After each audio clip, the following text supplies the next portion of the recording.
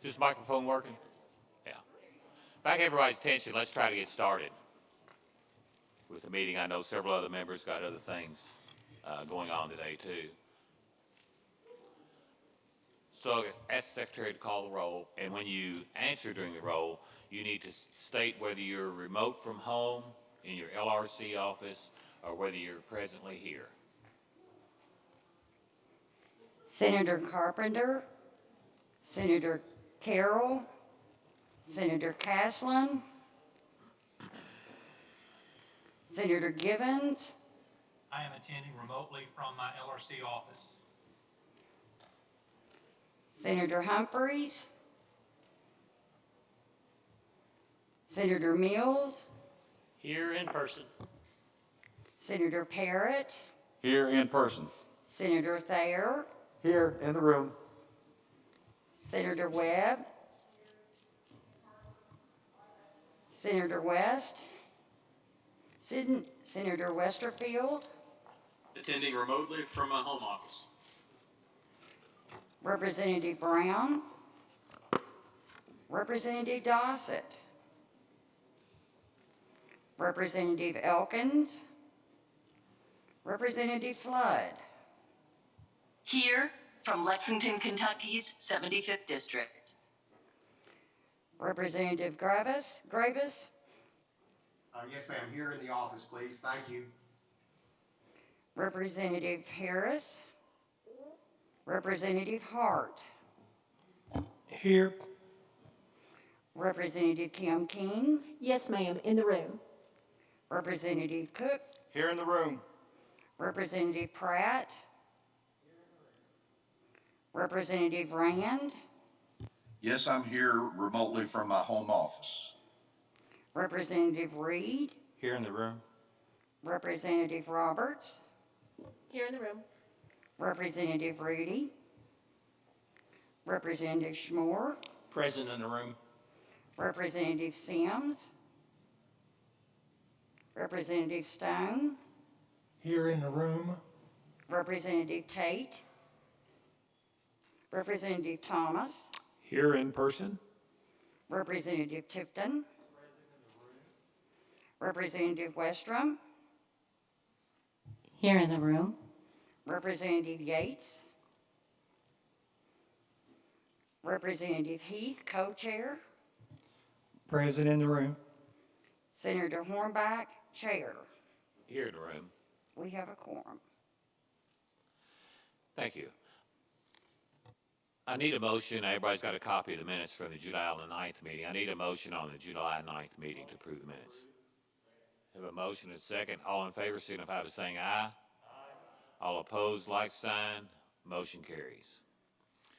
It's a little difficult to get notes and stuff. Do any members have any guests that they'd like to introduce this time?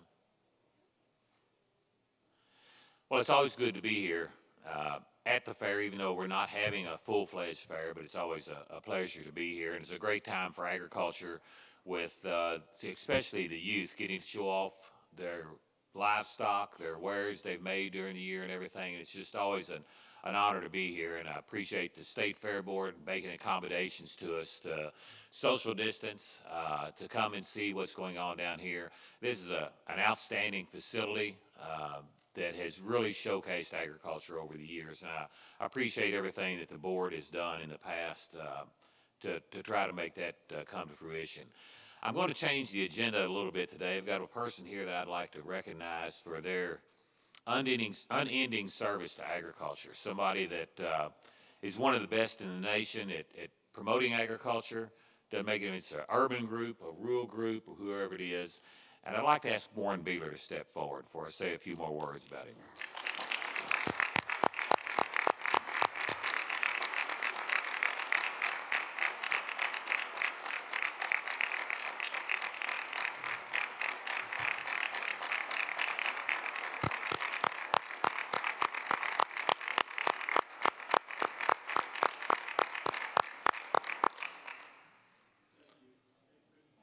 Your speaker's not on, Warren.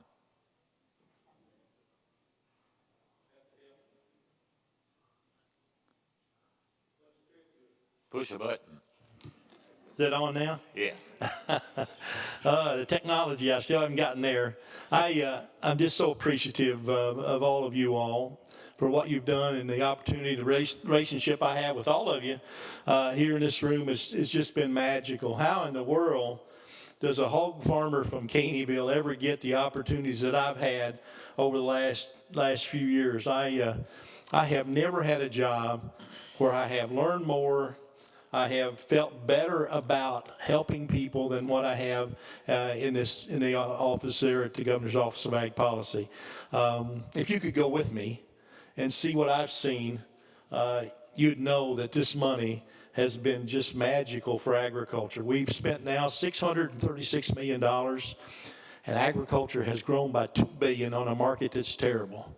So that seed money for investment, not only we're doing it bigger, we're doing it better, we're doing it in different ways, and it's just off the charts. So thank you so very much for allowing this money. Kentucky is the envy of everybody, every state, because we have this money to invest in agriculture. And we thank you all for allowing that in times when it would have been easy to take because the budgets have been so difficult. I understand that. So I'm appreciative. And I will tell you, I know my wife is going to be really, really tickled not to have to turn that alarm off at 4 o'clock in the morning after 20-some years of doing that.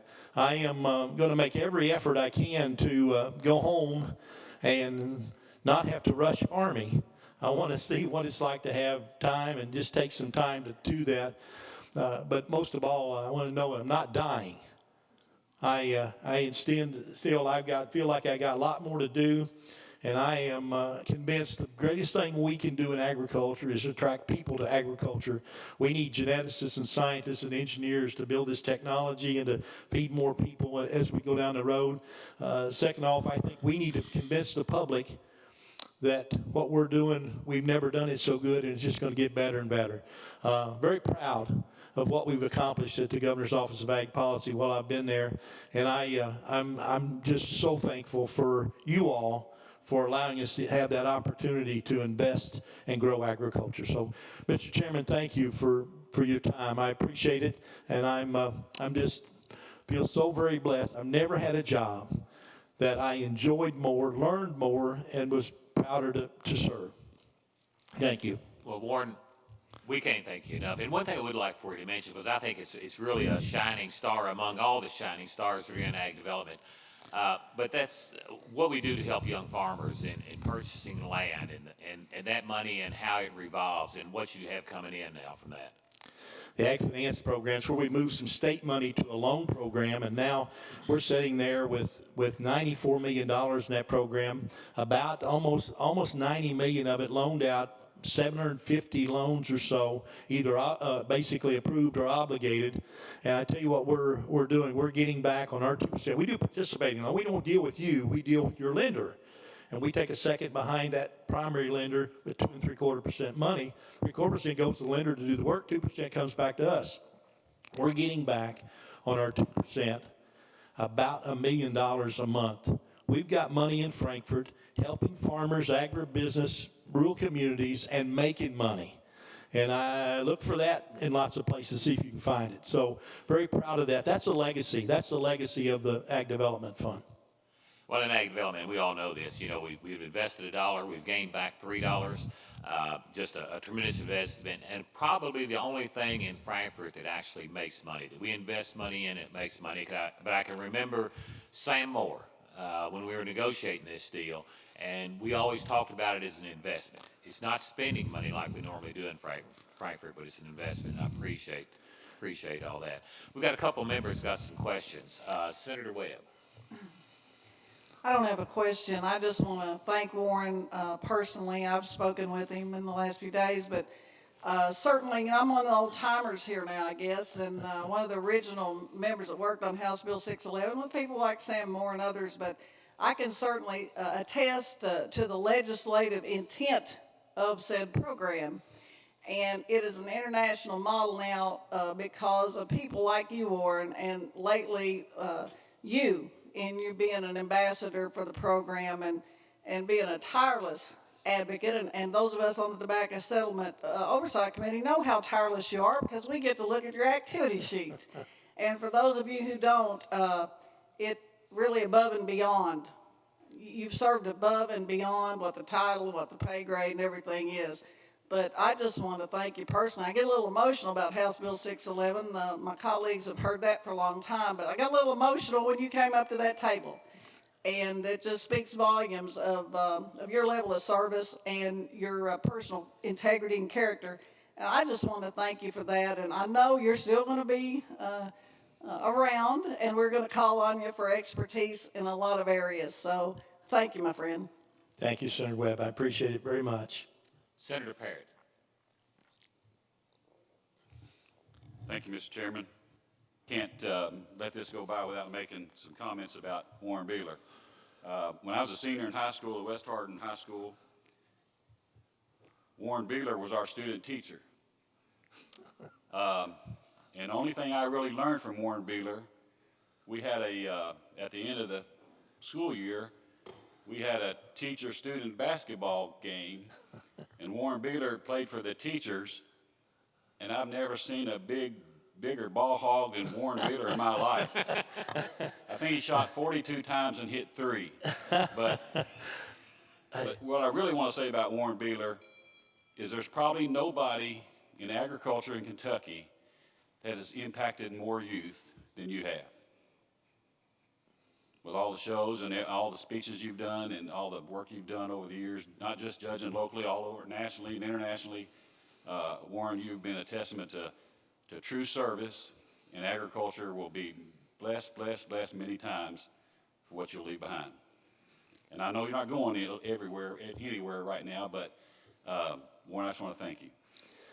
Senator Parrott, you and I go back so far, and I will tell you, I do think the biggest need we've got in agriculture is attracting people. I believe it wholeheartedly. That's why I think so much wonderful about FFA, but we got to get beyond FFA. We got to get over in the engineering school and places like that where we can attract folks to build this technology and repair it and make it secure.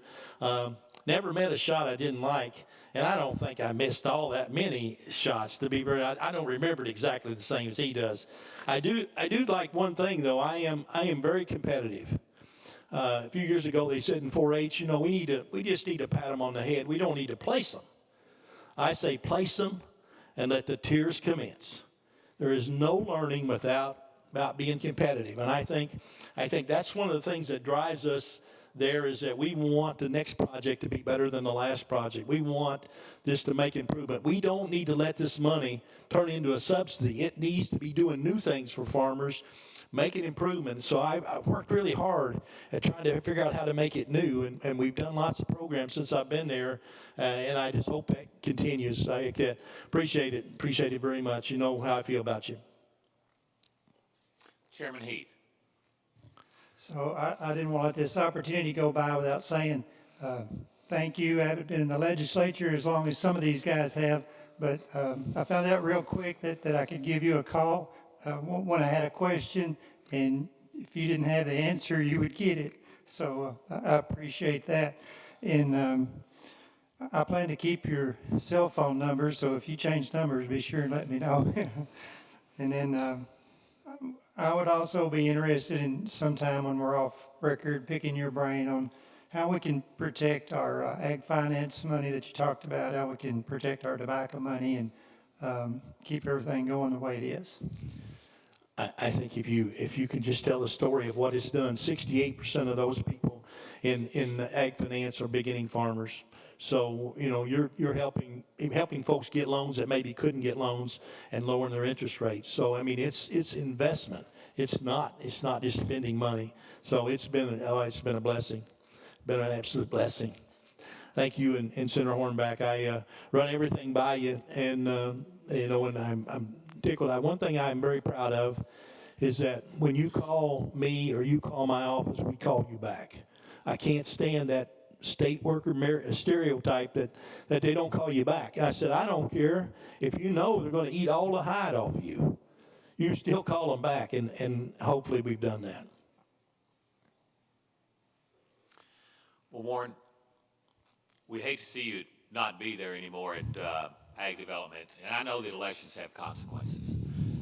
But you know, if this committee, this bipartisan committee, everybody on here is a supporter of yours. It's not about what party you're in or anything else. It's about a person that's dedicated to their job.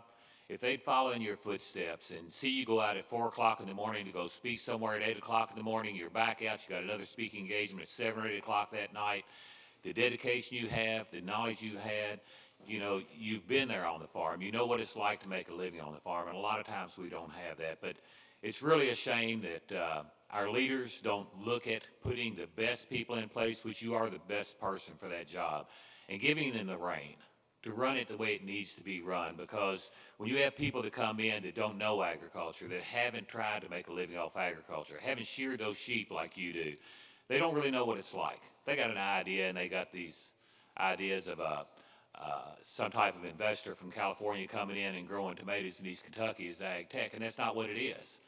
We all know that. But, you know, those are economic development things, and they help. There's no doubt about that. But it's not ag tech. It's not what agriculture needs. And you're going to be missed tremendously by all the ag sector being in that leadership position. You're not going anywhere. You never have gone anywhere. You've always been dedicated to agriculture, and I know you will in the future. But Warren, I want to let you know that it's a real shame that you know, you're not going to be ahead of ag development anymore, because that's a bunch of good thinking people on there that have done tremendous things, the whole board, whether it be ag finance, ag development, whoever it is, that has really moved agriculture forward. Because when the tobacco program ended and this was implemented, it's always been the governor's office of ag policy, and it wasn't partisan like agriculture. In this committee is not a partisan committee. We try to do what's right for agriculture, and that's what you try to do, is the things that were right for agriculture. So, hate to see you not be there anymore in that position. I know you'll be there helping us all the time in other positions and what you do in the future. And just want to say appreciate everything that you've done for agriculture. You've been a tremendous asset, and the way you promoted agriculture among the urban areas, the chambers of commerce, everybody else you went and talked to throughout the state, really does a lot for agriculture and selling our story, because we as farmers a lot of times don't take the time to do that, and you did that for us, and we appreciate it. Thank you, Senator. I have never had so much fun as what I've had this last 4.5 years, or have I learned so much. So thankful to everyone. Senator Thayer's got a comment. Thank you, Mr. Chairman. Warren, I think you can tell by the reception you received this morning when you were introduced by the chairman, the high regard in which this committee holds you, and we want to thank you for your service and wish you the best, and know that we're going to continue to see you around. But I'd be remiss if I didn't take this as an opportunity to promote a piece of legislation that I have filed in the General Assembly during 3 different gubernatorial administrations. And that is a bill, it was Senate Bill 25 this past session, if anybody wants to look it up on the LRC website, and it would simply move the Governor's Office of Agricultural Policy to its natural home at the Kentucky Department of Agriculture. I have long felt that this is a step that needs to be taken. Leader Carney was the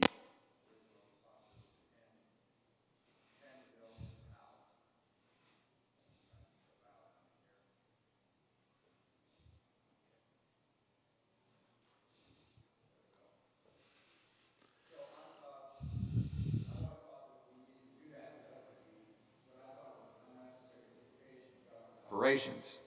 Thank you. I'll repeat that. I always felt like GOAP should be moved to KDA because I felt like it was an unnecessary duplication of government operations. Now, with the latest, and by the way, I never could get support from the agriculture community or the Senate Agriculture Chairman for moving the bill, which is why it always rested quietly in the Agriculture Committee. But I have a feeling, Warren, that what happened to you last week may be a catalyst for change, good change for state government and good change for the agriculture community. And I want this committee to know, and the 2 co-chairmen to know, that I am committed to pre-filing, or probably filing, because I'm not a big pre-filer, that bill once again for the next session, and I will work with the 2 chairs, Chairman Heath, Chairman Hornback, the Commissioner of Agriculture, and the agriculture community and the Farm Bureau to get that bill exactly the way the agriculture community wants it to be, because I think it's something we should pass.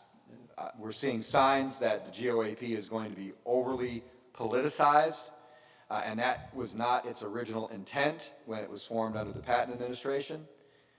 And I think it's high time that we take a serious look at Senate Bill 25, and I look forward to working in a collaborative measure with everyone who has input so we can get the best bill possible and make it happen in 2021. Thank you, Mr. Chairman. Again, Warren, thank you for your service to this Commonwealth.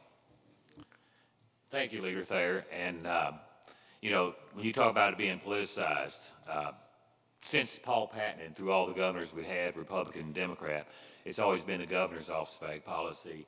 And to come out first thing at the first meeting and change it to your own name and use your own name, that's the height of politicizing something that's never been political, something that's put in place to help a large.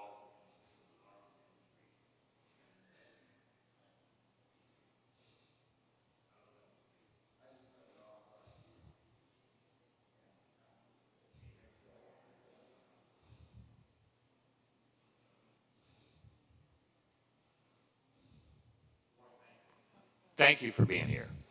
It's an honor. Thank you all. Need my phone number, 270-589-8034. I'll come running. Thank you very much. Thank you for this time. Thank you, Warren. Mr. Chairman. And let's show our appreciation for Warren once again.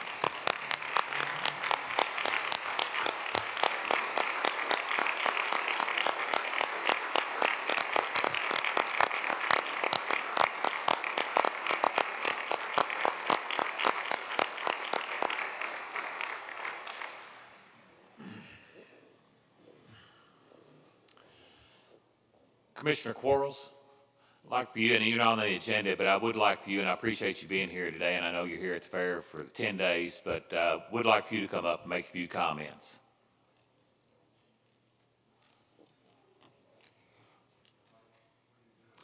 Thank you, Mr. Chairman. I'm glad you got that Alice mask off. I'll get you a John Deere one. I'm wearing an Alice Chalmers tractor face mask. I've been telling people that when you wear one of these, you have to own two of them, one that works and one for parts. But I don't want to steal the thunder from our CEO and President David Beck, but welcome to the 116th Kentucky State Fair. Many of our surrounding states canceled their state fairs.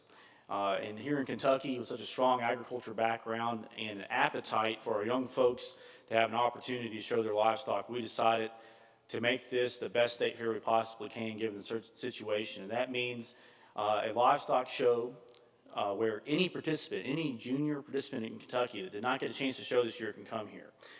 With most of our county fairs canceling, this may be the only opportunity for our youth to show livestock. So if you get a chance, stick your head in the door. We have livestock in areas of the fairgrounds where it's never been before. We're spread out. We have a few hundred acres here, and so we are proving that you can have events in Kentucky while following CDC guidelines and putting public health first. And if you get a chance, we have swine and sheep here in the South Wing, and the beef show's going on in the West Hall as well. So we're happy to have you over there. If you noticed when you came in today, we have mandatory temperature checks. Everyone's wearing a mask inside and compliant, and so we hope that this proves that we can have other events at the fairgrounds, including the North American, later this year.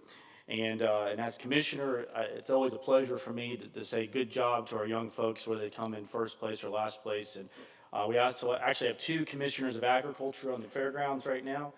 Commissioner Billy Ray Smith is around, so I'm sure he extends his greetings as well. I also want to say thank you to the Kentucky General Assembly and the Ag Development Board for the upgrades, and I know Mr. Beck will get into that a little bit further detail. We're really appreciative of the upgrades we've made here. It makes us more competitive to attract other shows, and that's something that's been a big boon for us. If you go out in the back, you see the Cardinal Stadium has been completely demolished. It's increased our parking capacity, and if you came into the front gate, you saw a brand new front gate, so we can better appreciate and advertise what programs and events we have out here, but also say thank you to our sponsors as well. And speaking of the Kentucky State Fair, there are a few distinct groups of volunteers and workers. I just want to say thank you to make this work. First off, there's the Kentucky State Fair Board, and Mr. Beck can introduce them. Kentucky Venue staff. We also want to say thank you to the hard-working employees of the Kentucky Department of Agriculture, as well as UK and KSU Extension. Those are the folks that make these shows run, make the Kentucky State Fair run, and we just want to say we're very, very appreciative of that. One of the cool things we did this year is that we bumped up our internet presence so that Grandma and Grandpa couldn't make it out here. They can watch in the comfort of their own house online. If you'd like to watch the livestock shows, including the championship drive tonight, which starts at 6:30, you can go to kystatefair.org. We think that this is going to be a permanent fixture of any future shows that we have so that people can watch in the comfort of their own home. And it's garnered a lot of online activity as well, so really appreciative of that. Speaking of tonight, at 6:30, we're going to be honoring our youth livestock with a championship drive. This is something the Fair Board implemented 2 years ago, and really under the direction of Warren Beeler as well. Instead of honoring 6 kids, we're going to be honoring 80 kids tonight. And we have fundraised over $100,000 in scholarship money to pass out tonight for our youth. So we're really, really appreciative of that. Let us know if you'd like to watch that as well. I just have one piece of business before entertaining any questions, Mr. Chairman, is that there is a food processing fee proposal by the Kentucky Department of Public Health. It would affect over 330 Kentucky Proud processors. And as you all know, a lot of our Kentucky Proud members are small mom and pops. A lot of these are hobbyists. They may only have a few $1,000s worth of total sales each year. And if you're processing food right now, you're currently paying as low as a $120 fee for inspection cost. And underneath the new fee structure, that cost could go up by 1,000%, and in some cases a 2,000% fee increase, up to $2,400. We had a hearing earlier this week. I participated in it. We had a lot of Kentucky Proud members participate, and a lot of them feel that this is an excessive fee increase. And so if your office would like to chime in on this, you have until the end of the calendar month. You have until the end of August 31st to submit comments, and chances are very likely that you have a food processor in your home district that would be affected by these fees. We're committed at the Kentucky Department of Agriculture to work with the Kentucky Department of Public Health. We know they have a job to do. We work with them on food safety issues every single day. But we think that this fee increase in structure, especially during the middle of the pandemic, especially when a lot of these businesses are just now opening their doors, couldn't come at a worse time. And so we would appreciate any comment you all may have on that. And if you need further details, just contact my office. I'd like to conclude by saying Warren Beeler, it's hard to find someone who's better at their job, who's better at advocating for Kentucky farmers. There's not an ounce of partisanship in that man, and for many of us in this room, he wasn't just an executive director or GOAP, he was a mentor. He was one that helped us improve upon ourselves, and that includes me. He's a friend, he's been a teammate in Frankfort, and there's no better person than Warren Beeler as being an advocate for our farm families, and that's why he justly deserves the nickname Mr. Kentucky Agriculture. So I really do appreciate his tenure in Frankfort and look forward to working with him in the future. And with that, I'll conclude my remarks, Mr. Chairman. Have any questions for the commissioner? Representative Smore. Thank you, Mr. Chairman. Have they told you why they're raising the fees? I'm trying to figure this out and haven't been told yet. To be honest with you, Representative, I don't know, but we do know that we're facing tight budget times, and I think that there is an effort by most state agencies to become more self-sufficient, and that the cost of inspection, I think a lot of folks are trying to align to more the actual cost of employees, and we understand that at the Kentucky Department of Agriculture, but for a lot of particularly our small producers, folks making jams and jellies, they're being put into the same risk category as, say, the world's biggest peanut butter processing plant, the Jif plant in Lexington, Kentucky. And so we feel that there needs to be some compromise on this proposal. And I might say that I've sent my letter in. Everybody, if they could, needs to send a letter in, because there's somebody in your county this is going to affect, this 1,000% increase, and it's going to put a lot of them out of business. So thank you for bringing it up today, Commissioner. Representative Stone. I apologize, Wilson. My eyes aren't very good, so I can't read very good. And with your mask on, I have a hard time sometimes recognizing everybody. Thank you, Mr. Chairman. No, this room stretches our ability to see for sure. Commissioner, certainly appreciate your work, and I really appreciate you bringing up this, what I guess is a KRS that's going to have to be looked at. And I've already talked to a couple of growers at home. You know, when things don't go well growing, and this fee is not $30, but it's $3,000, that's going to be a real blow to their ability to make a living. So as the commissioner said, I hope we can all write a letter telling that that's not the purpose of our fee structure, and that we hope that they can go back to a way that allows them to both pay the fee and also have a marketable product for consumers out there. So thank you for bringing it to our attention. Representative Gravis.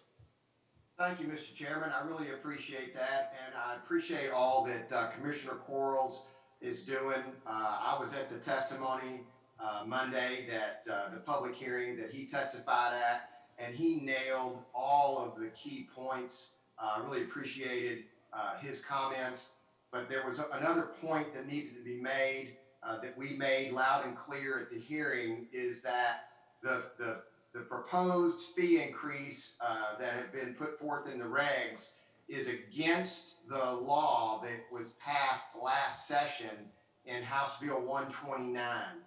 And we pointed that out to the cabinet, and I believe that they will make the appropriate adjustments, hopefully, and we can protect these farmers and keep them doing all the great work that they're doing.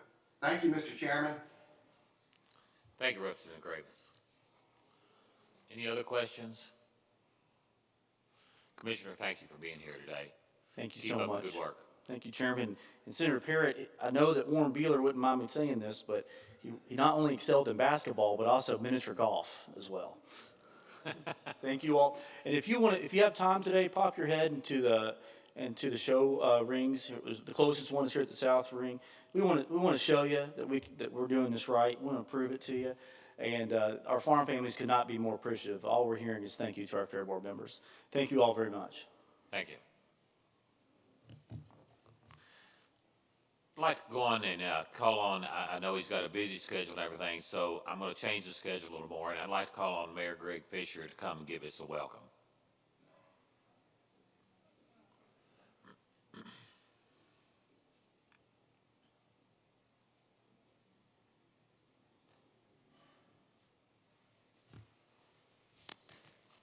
Thank you, Mr. Chairman. Thank you, Mr. Chairman. Appreciate the invitation. Commissioner Quarles, thank you very much as well. And Chairman Wilson, thank you for hosting us here as well. Also want to say thank you to David Beck and the work of the Fair Board. The facilities are looking better and better all of the time. Well, I appreciate y'all coming here, obviously under these extraordinarily unusual circumstances and the social distancing that's taken place here. We appreciate that. There's no question it's been a unique experience in the country, in our state, in our city. And when we pull together all of the various challenges we have right now, it's something that none of us have ever experienced in our lives. We've got the worst pandemic in 100 years. We've got an economy that is hurting, to put it in simple terms. And we've got long overdue calls also for racial justice and equity that are more intense and widespread than what we've seen in 50 years in our country. And when we take one of those one at a time, let's talk about COVID-19 first. Right now, we're plateauing at a little higher level than what the state's at. We've got about 24 testing sites around the city. We've been using our CARES funding to make sure businesses can get through this very difficult time for us, and also to stop evictions taking place in our city. Now, we're also working with our restaurants to make sure that they can have as many people as possible to eat our good Kentucky food. We're doing that by expanding our outdoor seating areas, and then we're also helping them stay in compliance with their health guidelines. And we need them to stay open, especially our local restaurants, many of whom have been helped with our grants that we've been able to give them. They obviously are a big part of supporting our whole Kentucky Farm movement that we're proud to be part of here when we talk about Kentucky Proud. Louisville is still seen as one of the great foodie cities in the world. When our local restaurants are operating at full capacity, they just can't get enough of our Kentucky-grown food. And Louisvillians love it, and visitors love it as well. Bourbonism has been extraordinary for us in terms of visitors, hotel construction, restaurant operators, and we want those businesses to be there when all of this is over. And we've got a plan for getting to the other side of this, and we need to work together to make sure that our future gets there. But our city is in the spotlight. That's an understatement. History has chosen us to be at this particular moment right now. We're going to do everything that we can to get through this in a safe manner, and in a manner that gets us to a city and a state and a country where there is more racial equity. To deny that is the issue of the moment, obviously, is to be short-sighted in our approach. So we'll be working with you all this coming session to see how are there ways that we can enhance Louisvillians and Kentuckians and Americans' view and relationship with our police, so that we're co-producing safety in our city with involved citizens and with our police force that works hard each and every day as well. For DC, we're continuing to ask them for more help because the people of America are hurting. People of Kentucky and Louisville are hurting as well. We want to do everything we can when we talk to them, not just about city folks, but also about supporting Kentucky farms and farm communities.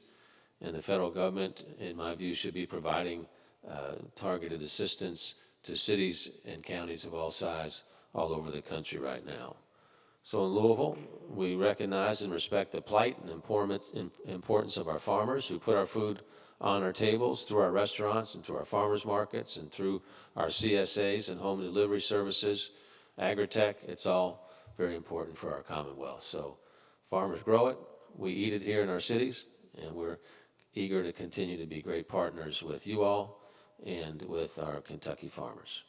So I appreciate the opportunity to say hello and welcome to Louisville, albeit under very different circumstances. Thank you, Mayor. Any questions for Mayor Fisher?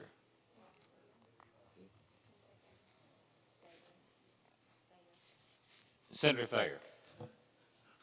Thank you, Mr. Chairman. Mayor, in your comments, you failed to mention the fact that there is unprecedented violence taking place in your city, with over 100 people murdered, wanton property damage, personal destruction. Pretty hard to talk about keeping restaurants open when people don't feel safe in your community. And I think you should address, if you're saying that you're going to come to this General Assembly with legislative initiatives, I think you need to address what your administration is doing to deal with this violence, destruction, murders in your city that you didn't mention this morning. My other question is, what, if any, role did you have in Churchill Downs' decision to run the Kentucky Derby without spectators? Thank you. Thank you. Relative to the Derby, our emphasis has just always been on public health during this pandemic, so obviously Churchill Downs made that decisions themselves. Relative to the challenges that we're having in the city, there's no question. And when you look at kind of the root cause issues behind a lot of these, they're hard to address overnight and simply. But so much of it is because of the gaps that we're seeing in education, in housing, in healthcare, the rollover of COVID, social media, and it's all boiling over into the streets right now. LMPD is allocating resources to where the challenges are in the community. At the end of the day, we're going to have to be making investments in all parts of our community that have not seen the type of investments that we need, that have resulted in the type of challenges that we're having today. So we're moving through this together the best we can, Senator, under very difficult circumstances. I think everybody understands that, but there's not a quick fix to it. The police response is part of it, but it's also community building as well, and then getting the police and the community to work with each other.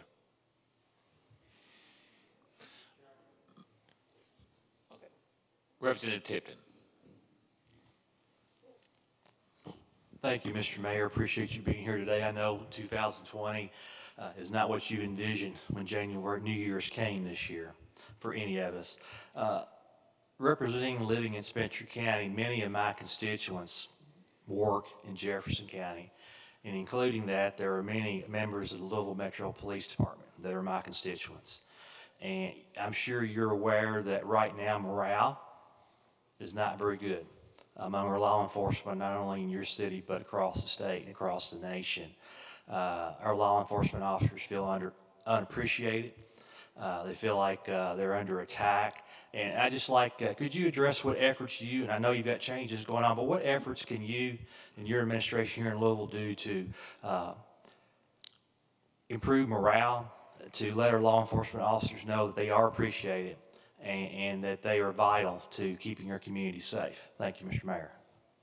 Thank you, Mr. Representative. Tuesday was a good example of LMPD in action. There was all kinds of rumors and wild information being spread on the internet. LMPD showed up and kept everything peaceful. There was some disruption, there's no question about that, but that's what the purpose of the protests are, to cause attention to what the issue is around social justice. So LMPD, the way that they've operated under those circumstances, has been very difficult, and they've done a good job for day in and day out for what it is that they're facing with. We're in negotiation on the FOP contract right now. We hope to be wrapping that up. Is one way to keep moving forward with the FOP. And then the police obviously want to see a safer city and want to see a city where the community and the police are working with each other. So just to have that calling that they have, we appreciate. I thank them for that, and I know that it's difficult times that we're in right now. But we, again, need to understand how we move forward through this together, and our police department working with the community are just an essential part of getting through this. Thank you, Mayor. Any other questions for the mayor? If not, Mayor, we'd like to say that, a lot of people talk about not having opportunity in those type of things, but if you in Shelby County, there's a lot of areas like this in the state. I think Owensboro has the lowest unemployment rate in the nation, maybe, something like that. I think in Shelby County, the unemployment rate's about 3%. We've got over 300 good manufacturing jobs that are open right now in Shelby County. So opportunity's there, and we need to get that word out, that opportunity is there. There are jobs there. The trades, they're looking for workers all the time. I mean, there's opportunity there, and we need to get that word out more. So thank you, Mayor, for being here today. Yeah, we do. Well, I look forward to working with y'all. Obviously, this is a time where there's lots of different perspectives that come at this issue. That's right. And so our job will be to lean into what those perspectives are and understand that our country is changing. And as we change with it, it's essential for us to position our city and our Commonwealth in a way that understands the challenges that come with race. I know there's opportunity out there, but there are challenges that come with the color of somebody's skin. And we don't want that as a country. So how we lean into that together is going to be a marker for all of us on how we leave our city and leave our state. So I understand this is an issue that's emotionally charged, but how we're going to be responding to that definitely is going to be setting the tone for our city and our state. So I appreciate your all's work. Congratulations again on the State Fair, and look forward to working with y'all. Thank you. Thank you, Mayor. Again, welcome. Mr. Beck, glad to be here in your facility today, that you've done a great job as CEO. Glad to see you still here. Like for you to introduce your board members that are here with us and tell us about not only the events going on this year, but the facility and the state that it's in, some of the needs you have, and those type of things. Well, thank you, Chairman Hornback and Chairman Heath. It's an opportunity for us to be before this joint committee. We appreciate that opportunity today. And let me just say on behalf of our board, our management team, and all of our colleagues, welcome to the Kentucky Exposition Center. We do have some board members with us today. Some are out on the grounds of some of the events. Over to my right, I believe we have Mr. Steve Wilson. Mr. Wilson's the chairman of our board. Mr. Wilson, maybe you stand or might stand up. You see Mr. Wilson. Down from Mr. Wilson, I see Dr. David Williams. Dr. Williams. We have Mr. Nick Carter representing Dean Nancy Cox, University of Kentucky, College of Agriculture. To my left here, I see Mr. Marshall Coyle, representing Kentucky Farm Bureau. I see Mr. Keith Rogers, representing Commissioner Quarles. Any other board members I may have overlooked? I apologize. My glasses are still fogged up from my mask, so I apologize for that. Mr. Kevin Moore to my left, our general manager. Kevin is part of our management team and a great asset to our property. If I overlooked anyone, I apologize. It's Jessica here behind me, runs the office, and you understand how that works. So it's a team effort. Let me just say we appreciate this committee being held here today on our facilities. And my goal for the next few minutes will be to give you a little bit of an update of our properties and talk about some of the things that have happened on the property, talk about the shows, and attempt to address any questions you might have. And I'd ask Mr. Wilson, other members of the board, and Kevin maybe to be available if some questions come up that I'm not in position to address. I want to sincerely thank you. Thank you for your vision of these properties and what we've been able to accomplish. Without the support of the General Assembly, without the appropriations that go with that, we would not be where we are today with our facilities. I grew up at the gravel road and used this facility and showing and judging, and I have good fond memories of being there. And in my career prior to here as a sponsor of many events, been around this property. And I think we all realize what the potential is and what it can do and what it can do for our economy, and be able to see with your support and help the improvements that have been made is to go to put this in a position to be ongoing, sustaining for years to come. Hopefully that would happen. I want to just also address that we're governed by the Kentucky State Fair Board under the law, and we're tied to the tourism cabinet. And the marketing name we use is Kentucky Venues, and that's a marketing name doing business as it relates to two properties. The Kentucky Exposition Center that we're in here today, but also the Kentucky International Convention Center downtown. For just a few minutes, I might share a little bit of the improvements being made at both. We'll have over 200 shows a year on a normal year here at this facility. We'll do about 135 downtown. So a lot of moving parts with shows coming in and out. And we're constantly working with local tourism and others in marketing the properties for benefit of those we serve and also the Commonwealth. So that's a big responsibility that our team has and works on daily. Some of you were at the grand opening of the new convention center downtown on August 6, 2018. But even though we opened the doors, we still had media improvements to make of that property. In fact, the last few weeks, putting up new chair around the walls to protect the walls from constant use. We had a 175-foot amphitheater, conference center, had no AV equipment. And you can't operate in this day and time without that type of facility. That's what the customer expects. So we had to install that and make that work. Part of the roof being replaced downtown. So there's constantly improvements being made with that facility, even though it's less than 24 months old, actually being up and running.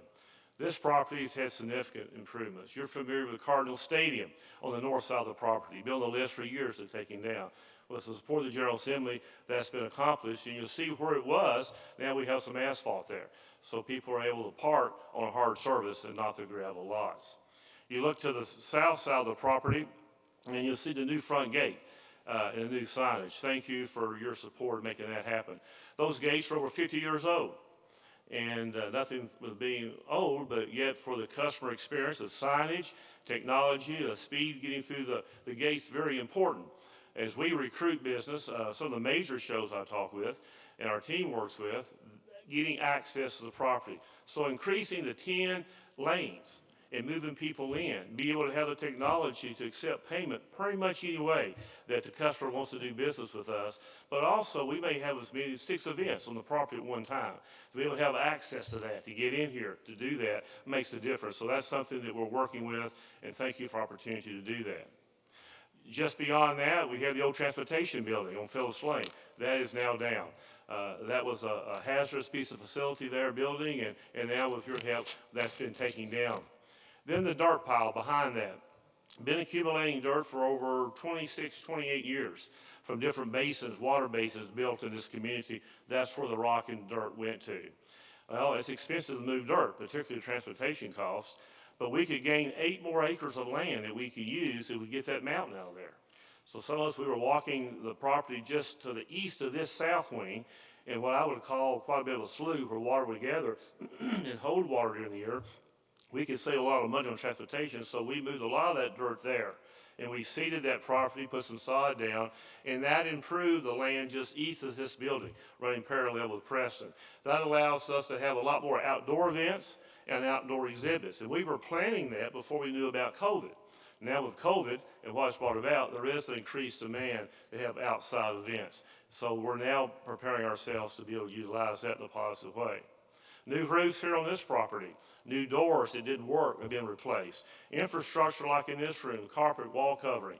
The infrastructure behind the scenes, electrical, sewer lines, and water. A lot of work being done. New signage in Freedom Hall. A lot of work is taking place. And I'm very proud of how the appropriations to make that happen with your support, but also pleased with our team being efficient and effective, how we can get the most out of every dollar, realizing how hard it is to get a dollar, and we have an obligation, fiduciary responsibility to use it wisely.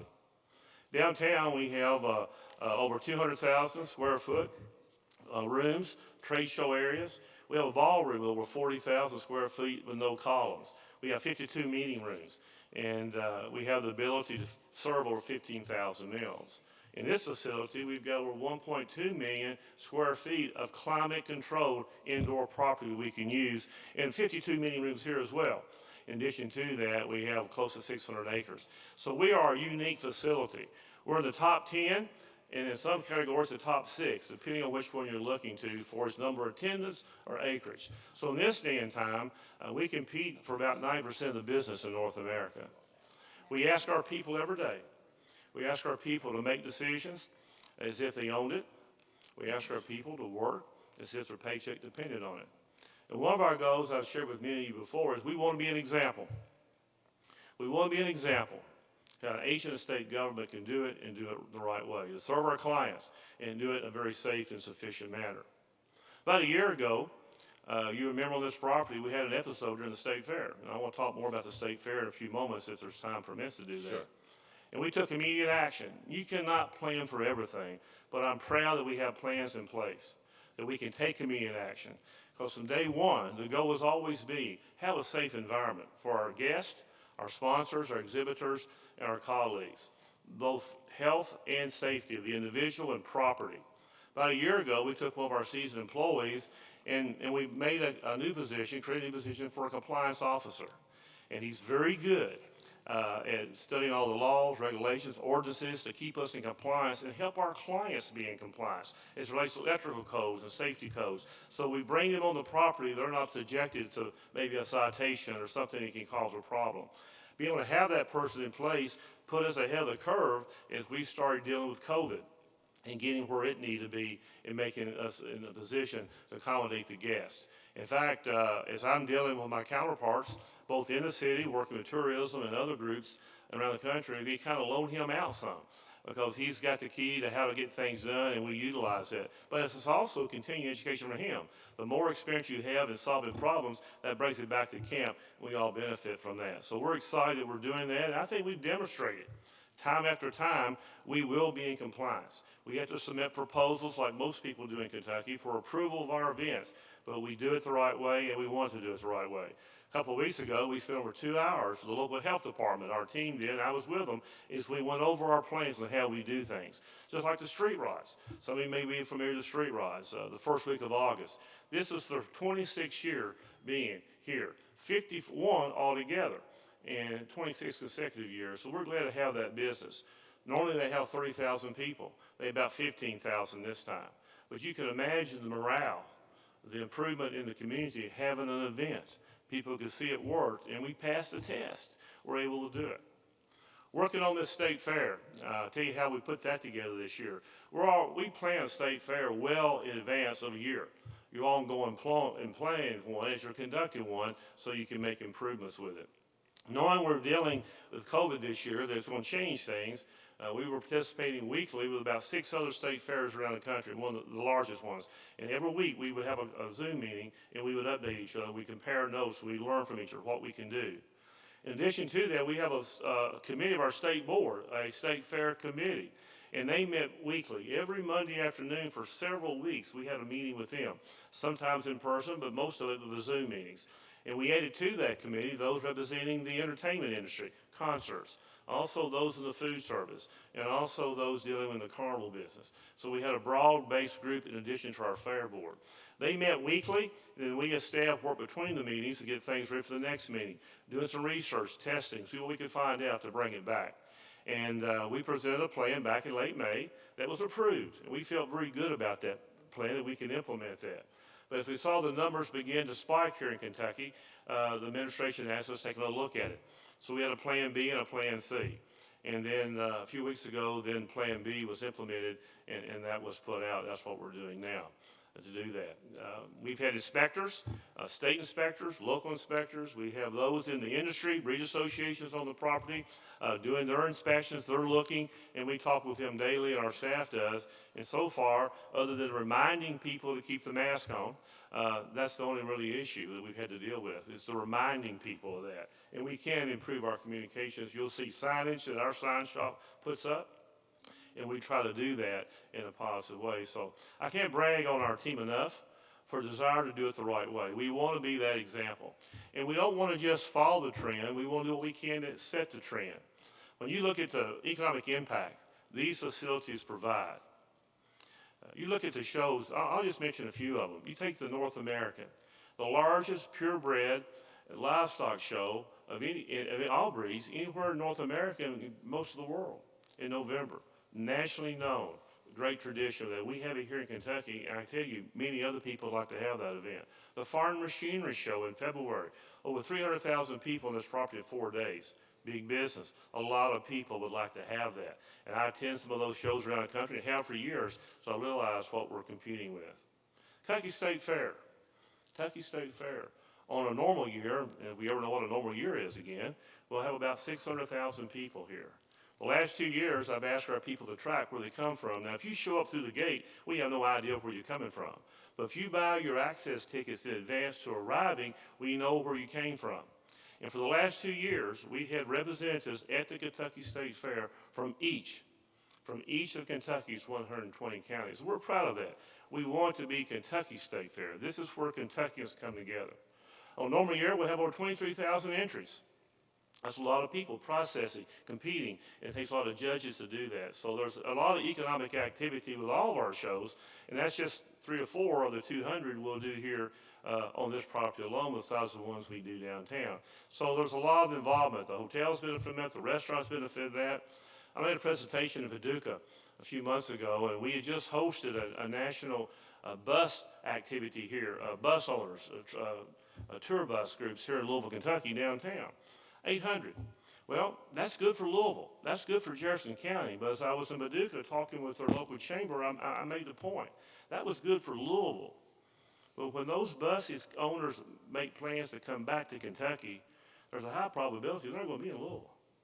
They may. They're going to be in Paducah. They're going to be in Somerset. They're going to be in Owensboro. They're going to be in Lexington. They're going to be in Northern Kentucky. They're going to be around the state. So that's bringing business back to Kentucky. So we see our part of not just trying to be an island. We want to cooperate with tourism around the state and help be that economic engine and be an example. So we'll work with any of them.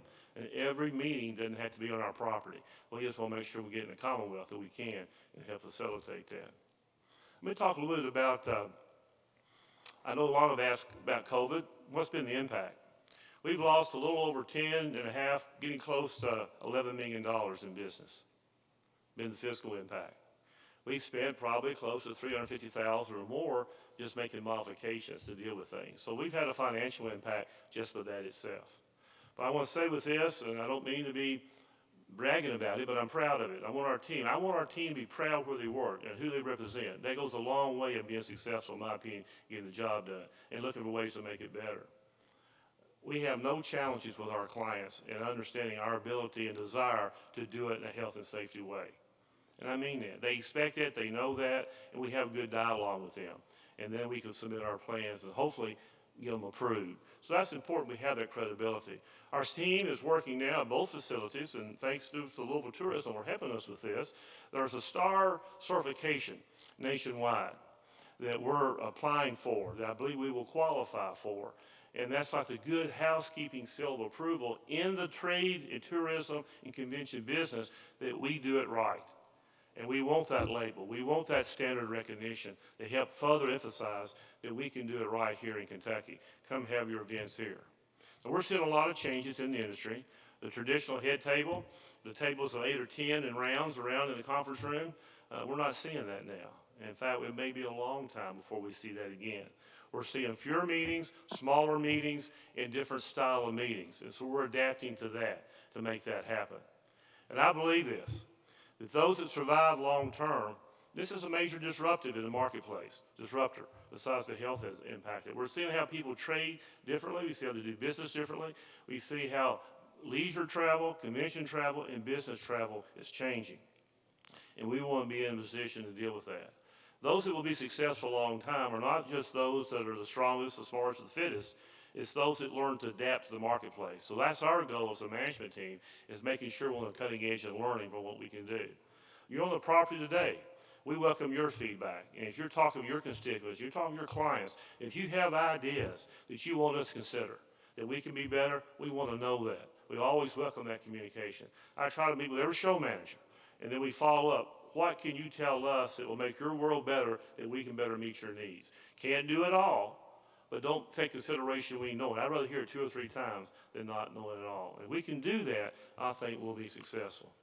You take the livestock for the youth this week. As I walk around and talk with parents and young people, they're tickled to be here, to have that opportunity. Normally we would have maybe 11,000 livestock. This week, over the 11-day fair, we'll have about 3,800. But for those 3,800 that are showing here, it's big business for them. Those young people have raised those animals. In some cases, they purchase those animals. They learn the economics of the business. They learn the leadership skills. They employ the accountability, the training, the effort to be here. It's big for them. And to see their smiles, to see their masks pulled down when it's time for the photos, the enthusiasm they have, and the joy. And then for the family that can be here, they can see it live streamed. It was mentioned earlier through the technology, then that goes a long way. Thus making memories, but also establishing a foundation that they will take with them for the rest of their life to help them be successful and productive citizens for the Commonwealth or wherever they reside. You know, long term, their careers may not be in agriculture, but hopefully that agriculture foundation will always be there. They'll be supportive of our industry and what we're trying to accomplish. I appreciate the opportunity on behalf of our team and our board to say a few words. Be glad to address any questions this committee might have that you might have. You want to glad to address them. Thank you, Mr. Beck, and appreciate all the work that you do, your commitment to the facility, both facilities that we have, and to the board, and the work that they've done. I know that 2019, and that's a year or so ago, but 2019 financially was one of the best years this grounds has had for over 20 years. I think they actually operated in the black, and that's quite an achievement for them. So I hope that going forward that the board places emphasis on agriculture, places emphasis on growing and expanding this facility and updating this facility because it's a world leader. It's something everybody is envious of for the facility we have. I do have a couple of questions. One question is that I know that your board worked very hard on trying to have a state fair that you all had done a plan for, had been approved through the state to hold rides and shows and a lot of things scaled down from what they were, being safe, social distancing and all those things. They were asked to do different, and I know it was reported that the board voted to not have the state fair, the rides and other things, to not have it as it normally was. That's not the way it happened. The board did not vote to do that. So who made the decision to not hold the state fair? Well, the board committee had a recommendation to the board to approve. There was a vote taken on the original plan. But when the number spiked, the administration asked to take another look at it. It was a much smaller group. The cabinet and a few people involved in the management and the leadership of the board, and working with Frankfurt directly when the final changes was made. To my knowledge, no vote was taken on that plan, Senator. But yet, Kentucky Kingdom, I want everybody to know, Kentucky Kingdom continues to be open. That's the amusement rides and everything that you have out front. Is that right? Yes, sir. They're open for business. They're not open every day now. Their calendar changes, but they are available to have business on the weekends now. They have been operating during the week up until just a few days ago. One other question I've got. On the Downtown Convention Center, a tremendous facility. If nobody's been there, I encourage you to go down and look at it sometime. What are your clients saying? I mean, we've got a new facility to hold big conventions because of the turmoil that's in downtown Louisville. How much damage has that building sustained, whether it be some of the breakage of windows, boarding up some of the windows, graffiti, other things that have to be cleaned up? How much damage has been sustained? And what are the clients saying about coming back and having conventions in Louisville? Well, we're continuing to market, we're continuing to rebook and postpone meetings, and we're still making site visits and giving tours of the facility. We still have some broken glass, but we boarded it up, that glass, and keep it in storage instead of replacing it until we know that we should be a good time to replace that glass. Glass is pretty expensive. We've got all the graffiti off of it. Our people worked hard to get that cleaned. We are probably the last downtown to do the boarding, and so what we did the last several days, we put a fence around to keep people from having access. We may still get some broken glass.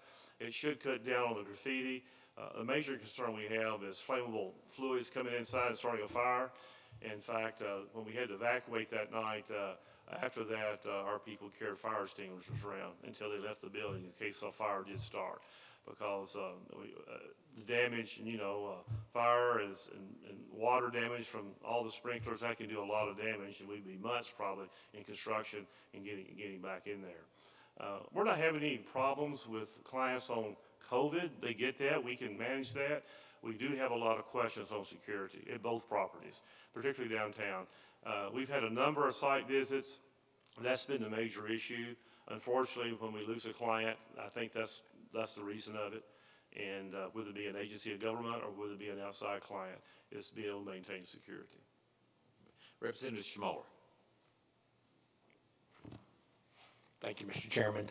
Appreciate your presentation today to us. I think you do a great job, and I know you've been dealt a lot of things you rather not to be dealt with this year, and you're quick on your feet, make changes, and I appreciate that. And I know my constituents love coming up here to the fair and the other events you have, and hopefully I hope you're proving today that you can still have events, and we continue to have events for kids here and other people that want to use this facility, even if it doesn't mean there can be a lot of spectators. Thank you.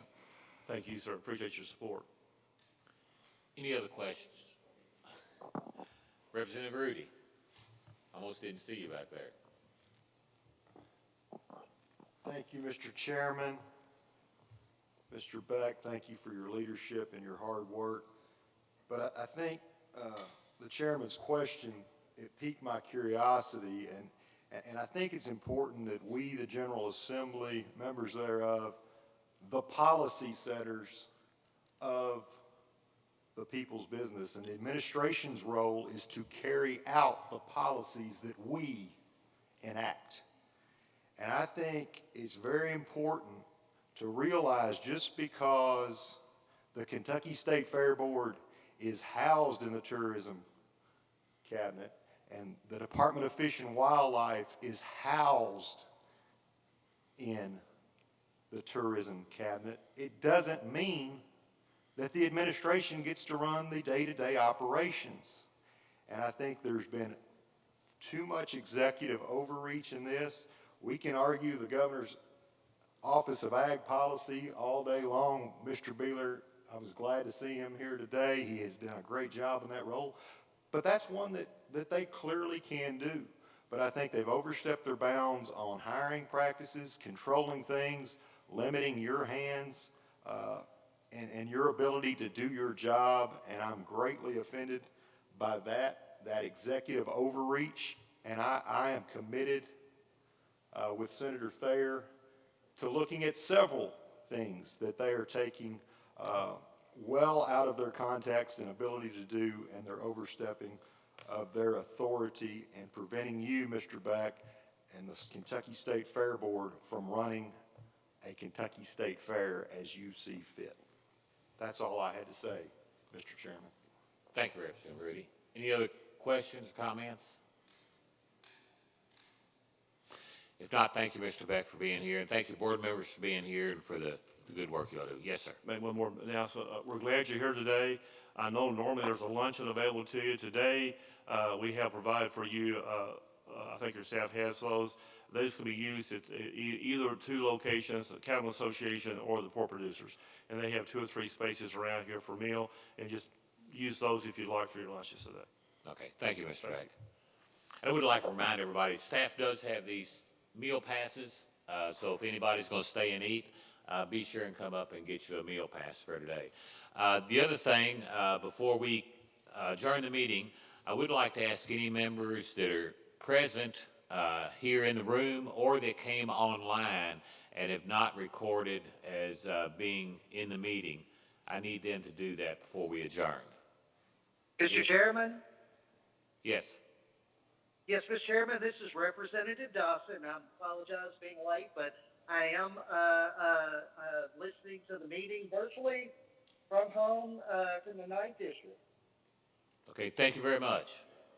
Anybody else online that'd like to record as being present? Anybody that came in late here that wasn't here for roll call? Mr. Chairman, Yes. Representative Sims here. Okay. With that, I appreciate everybody being here today. Wish we had more going on here at the fair, but like the commissioner said and like Mr. Beck said, come by and visit around with some of the kids who are here. Look in and see the cattle shows that are going on. And it's a great thing that we can still promote agriculture in these difficult times. So with that, entertain a motion to adjourn. With that, we're adjourned.